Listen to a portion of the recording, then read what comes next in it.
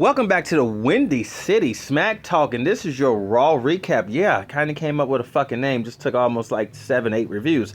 But anyway, fuck all that. I'm going to keep this really like to the point because this one was kind of stupid. This Raw was bad, and I'm talking bad. It really was nothing happening. It really wasn't nothing redeeming besides the main event. The main event was lit. I really enjoyed the main event. So fuck it, let's just get into it. So the opening bell started off with Liv Morgan talking shizzle in her program, throwing shade at Nikki and Io Sky, da-da-da-da. The same shit that we hear.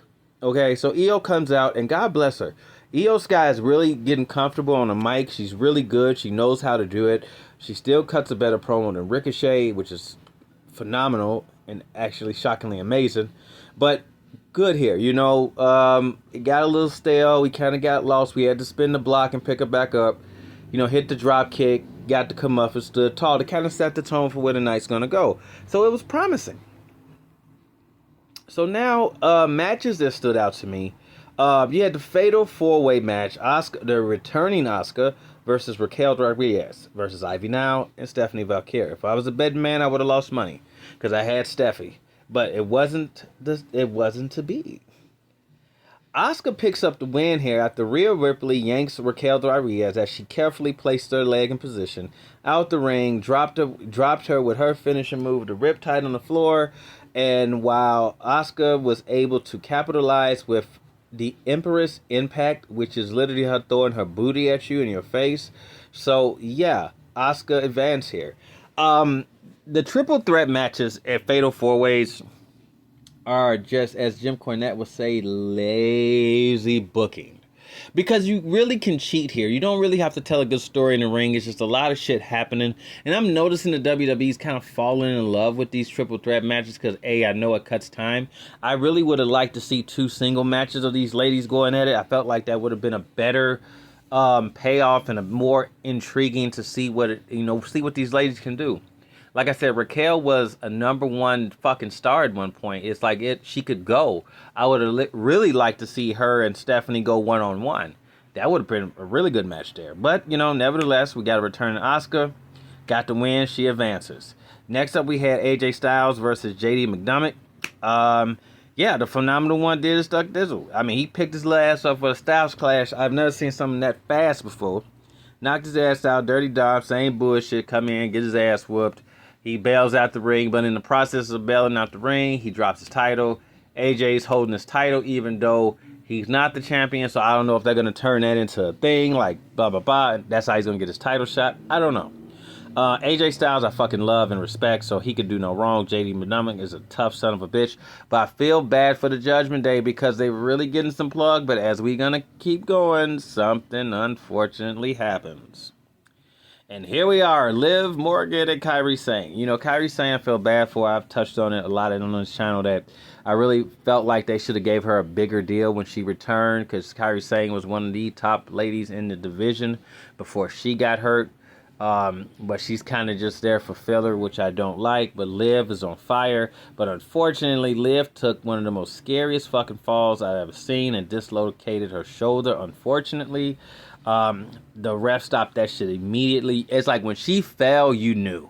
You ever fall, like, I'm about in my closing on my 40s. It's like, you fall or you move the wrong way, you're like, fuck.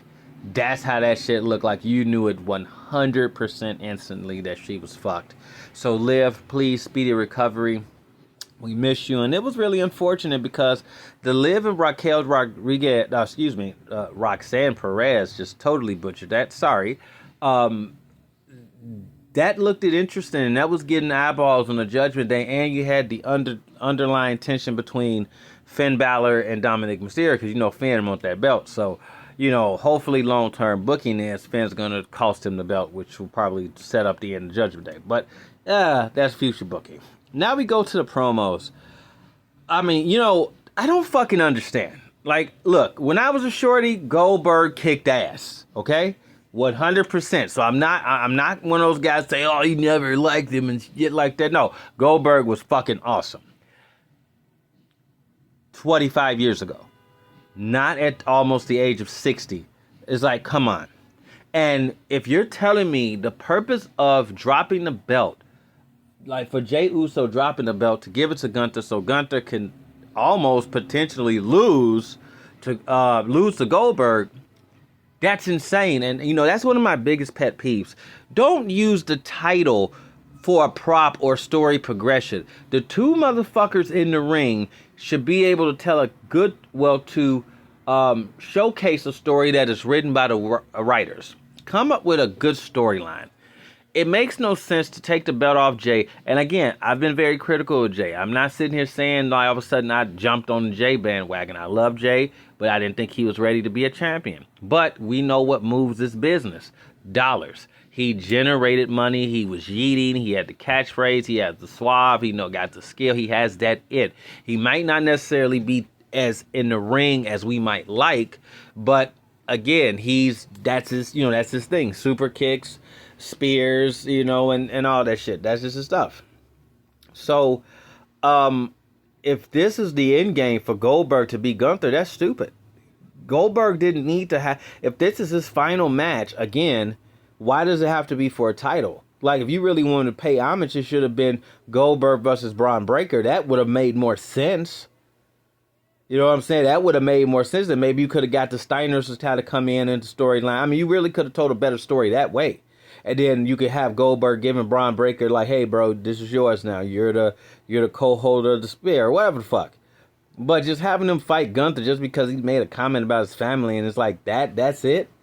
Like, that's it? And I'm sorry, and I say this respectfully, like, Goldberg was like really almost out of it getting to the ring. Like, he's 58 years old. And it's like, this is like a Jake Paul and Mike Tyson situation. There's no, either way, Gunther won't look good here. You know what I mean? He won't look good. He won't. Okay, you beat Goldberg, he's 60. Okay, you lose to Goldberg, he's 60. It's like, what the fuck? None of that works. Really fucking terrible here. You also had Bayley and the Bayley and Becky segment, and this was just bad. It's like, it had like no energy, and I really feel like the fans are, and they should be pissed. And now Lyra's not even there. So either the only thing I'm praying that maybe somebody knows this, I don't know, maybe Lyra's hurt and they had to get the belt off her or something. Maybe that weird injury at fucking Money in the Bank was not Money in the Bank. Backlash was actually something.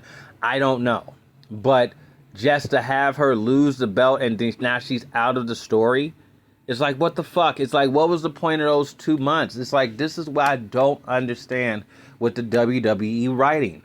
I just don't get the shit. This makes no fucking sense. It's like, god damn it. It's like, fuck.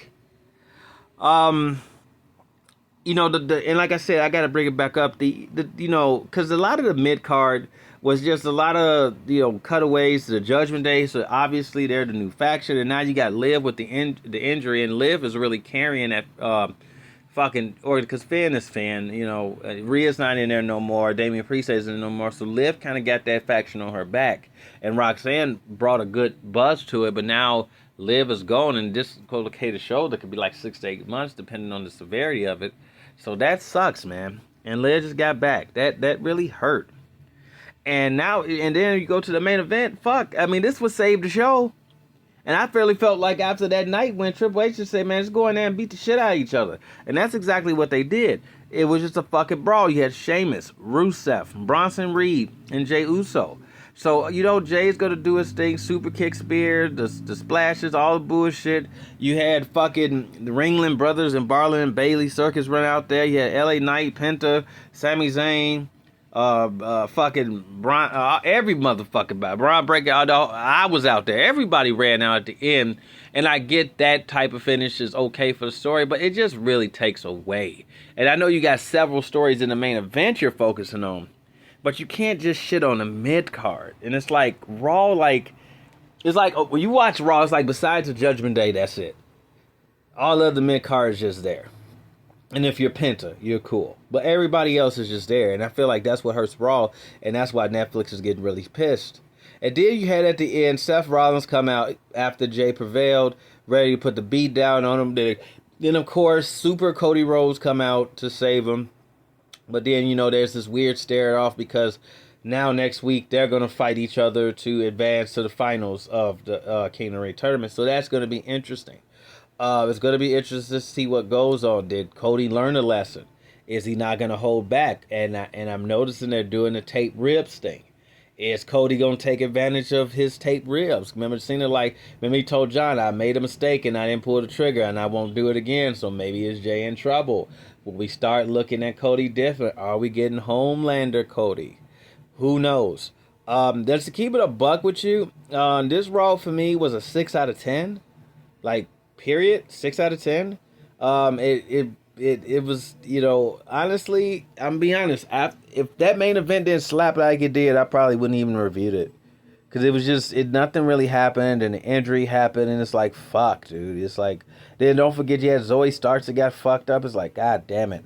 So it was a very, to me, middle of the road show. There was confusing choices. I'm just pissed at, and I know WWE talked about, like, oh, it's never going to be no more automatic rematch clause unless it's convenient, Liv Morgan and Raquel Rodriguez. But yeah, it's like, dude, it's like, that makes no sense. If you had a belt, rather if you had that motherfucker for a day or fucking 1,000 days, wouldn't you want to say, motherfucker, I want my rematch clause like that? I miss that. And it makes it legit, you know, like the best point, I think the best like promo series that I thought was great was Triple H and Batista. When Batista beat Triple H at Mania and Triple H came out there mad than a motherfucker. Said, I don't give a fuck. The rematch clause is lock solid. Let's do it. I like that because it's like, yeah, motherfucker, I'm pissed. I lost my belt. Fuck that. I need it now. You know what I'm saying? Like, it's like that part of it. You know what I'm saying? I just, but I didn't mean to go on that little bit of rant, even though this review is kind of like a rant. So, yeah, that was pretty much my Raw review. Like I said, middle of the road. Really nothing happened. The Goldberg thing was a bummer. And yeah, that's it, man. We'll see you in the next one. Cool things always up. If you haven't seen the Hannibal Lecter and the breakdown me and Ruby did, it should be somewhere at the end of the video. It's popping up somewhere through it. I'm not sure yet. And I'll catch you in the next one.